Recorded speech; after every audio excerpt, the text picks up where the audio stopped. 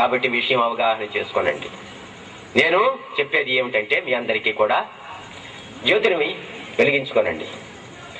అది కాయలు అడగలేదు, పళ్ళు అడగలేదు, ఏవి అడగలేదు. నేను నిన్న చెప్పాను ఫలం పుష్పం అని తోయం అని చెప్పేస్తానంటే నిన్ననే చెప్పాను కూడా. నేను చెప్పాను ఏమిటంటే శరీర పవిత్రమైనటువంటి దేహంతో మనం ఆలయంలోకి వెళదాం, పవిత్ర హృదయంతో అంటే బుద్ధి జ్ఞాన వివేక వికాసాలతో భగవంతుడిని ప్రార్థన చేద్దాం, పరివర్తనతో కూడినటువంటి పశ్చాత్తాపంతో ఆ పరమేశ్వరునికి కన్నీరు సమర్పిద్దాం. అది భక్తి. ఈ భక్తితో నేను మిళితం చేసేది ఏమిటంటే ఐక్యారాధన. ఐక్యతతో ఎక్కడైతే పదుగురాడు మాట పాటి అయి దర్జీలు నొక్కడాడు మాట ఎక్కదెందు. పదుగురు కలిసి ఐక్యతతో ఎక్కడైతే ప్రార్థన చేస్తూ ఉంటారో అక్కడే పరమేశ్వరుడు ఉంటారు.